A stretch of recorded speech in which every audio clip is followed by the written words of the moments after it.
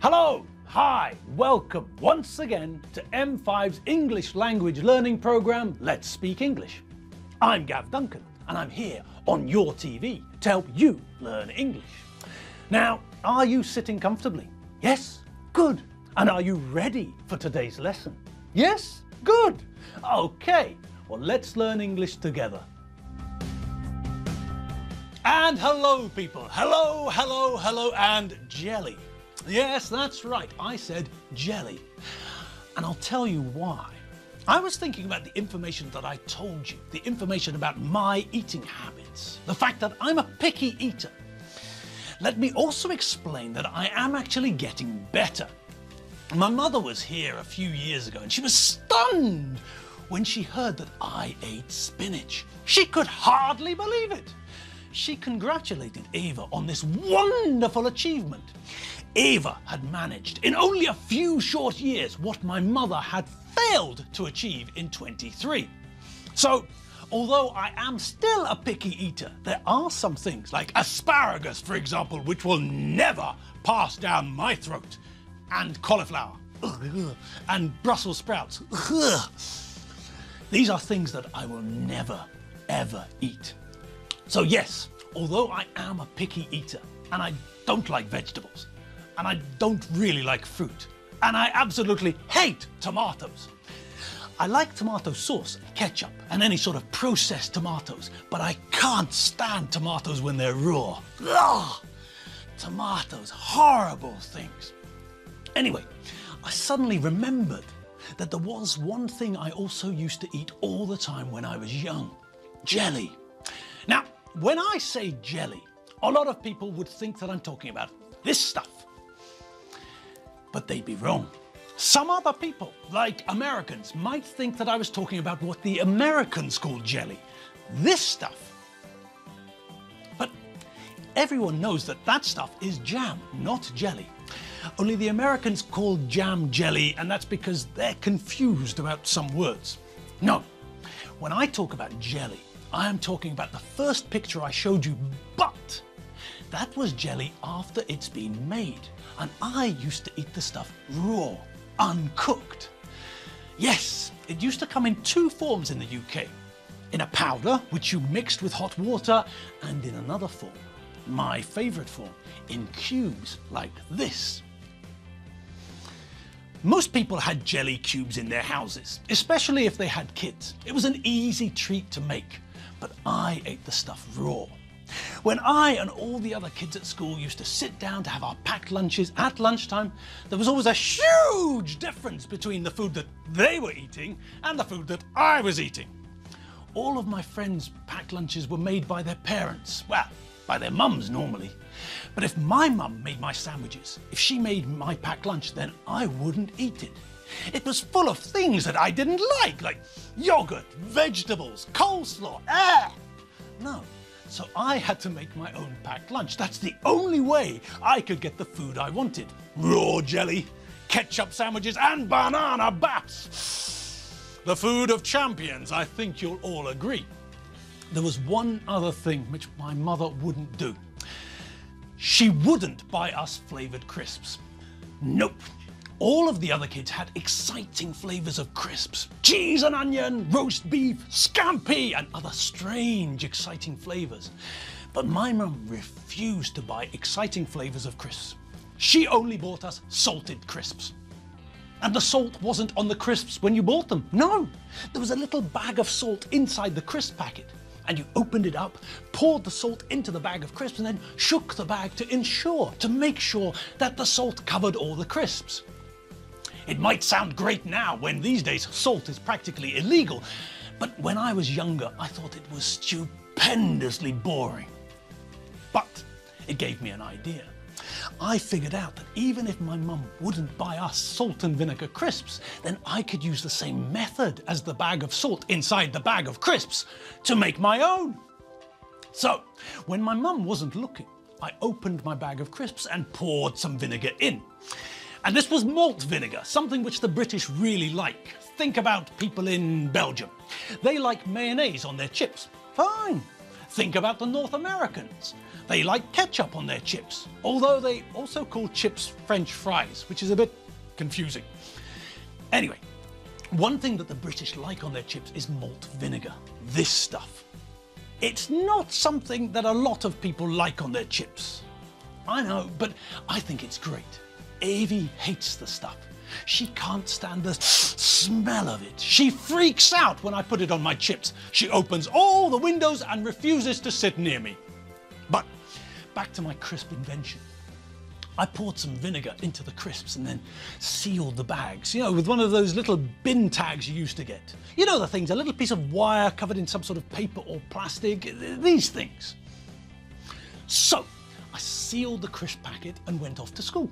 This was when I lived in Scone, in Perthshire, in Scotland. I went to RDMS, Robert Douglas Memorial School. Anyway, we sat down for lunch on that fateful day. Me, Kenny McLean, wee Johnny Stewart, Kenny Hay and Webby. Then I opened my bag of crisps. The smell almost killed us. The smell of vinegar filled the lunchroom and everyone started to complain. I had put too much vinegar in. Half of the bag was filled with vinegar. And people's eyes were starting to water.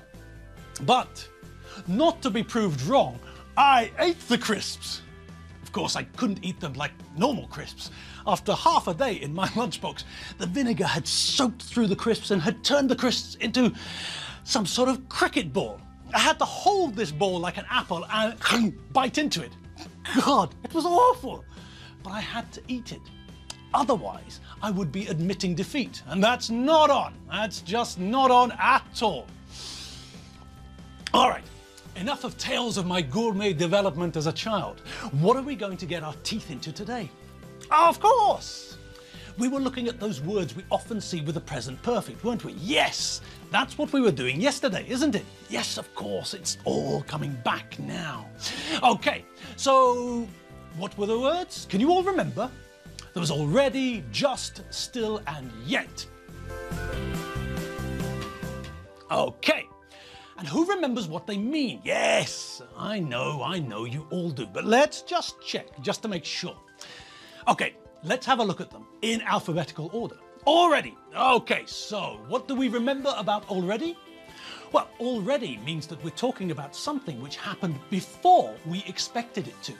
So something which happened before the time in question, the time when we thought, when we expected something would happen. I went home especially early, but she was already gone. I thought that I was going to get there before she left. I expected her to be there, to still be there when I got home, but she had left before I thought she would. She was already gone. Think about what happens with criminals. If a criminal has a lot of money, they normally use some of their money to pay people for information. They pay people for information about, I don't know, what the police know about them and what the police are doing. This way, they hope to get a tip-off about when the police are planning to come and arrest them. When they get the tip-off, they quickly run away. And when the police come, the criminal is already far away somewhere else. The police think that they're going to catch the criminal red-handed. But no, the criminal's been tipped off and they've flown the coop. They were told that the police were coming. They were tipped off, given some information confidentially, and when the police arrive, they find nothing but an empty flat. The criminal has already gone. Okay, now what about the next one? Just. Well, just has got more than one meaning. We use the adjective just to talk about something which is correct or appropriate, or something which is based on what is morally right. Our society is just and democratic. Our society is based on ideas which say that we should all be treated the same way. It doesn't matter, for example, what sex you are, you should still have the same opportunities to go to school and university, for example. When we think about the adjective just, when we're thinking about punishment, then we're saying that this punishment was the correct punishment. This was an appropriate punishment in the circumstances. If you don't study and fail your exams, then maybe your parents will ground you, just like an aircraft which isn't allowed to fly. you can't go off and enjoy yourself. Your punishment for not studying is to have to stay in when your friends are going out and having fun. This seems fair, doesn't it? Yes, this seems fair and just. Think about what happens if you steal something. You get punished, but normally you get a just punishment. Something which fits the crime, something which is in proportion to the crime. Think about what would happen if you stole a car, for example. Okay, now, think about what would happen if you stole the Holy Crown of Hungary. Yes, the punishment would be different, wouldn't it? Yes, the punishment fits the crime. That way, it's a just punishment. It's appropriate. It's the correct punishment. It's deserved. Okay, now, what other meanings does just have? Well, when we use just as an adverb, then we use it to mean four things generally. First, we use it as a synonym for exactly. That's just what I was looking for. We also use it to mean by a little. It's just over 3 meters long. So with that example, we know that this thing is longer than 3 meters, but not by very much. We also use just as a synonym for simply. When he worked with us, I thought he was just a normal office worker. I didn't realize that in his spare time he was Superman! And of course, as we learned yesterday, we also use just as an adverb to mean very recently, in the immediate past. You'll never guess who I've just seen in the pub toilets. Who? Elvis! All right, what's next? Still. All right, what do we know about this one? Well, again, there's more than one meaning, but let's think about still as an adverb. When we use still as an adverb, we normally use it to mean up to and including now, the opposite of no longer. He still lives with his parents. I still haven't found what I'm looking for. Okay, and what about the last one? What about yet? Well, yet just means that we're talking about something which means until now. So we can see that it's similar to the idea of still, but as we heard yesterday, we use yet with negatives and questions. Oh God, the boss is going to kill me. It's almost 3 p.m. and I haven't finished the report yet.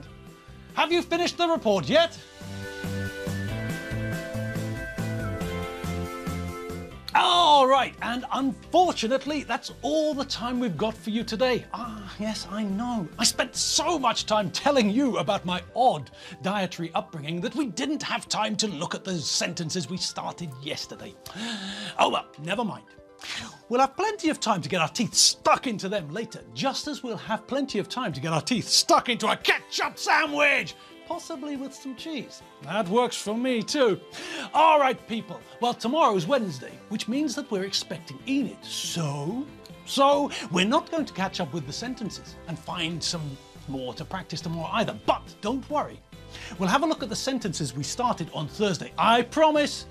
And after we've had a look at those sentences, the ones from Monday, we'll have a look at some other sentences so that we can practice our use of the present perfect.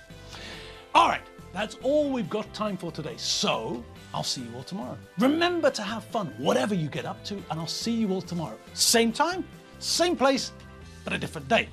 Wednesday, not Tuesday. See you all tomorrow. See you later. www.mediaclick.hu. Bye!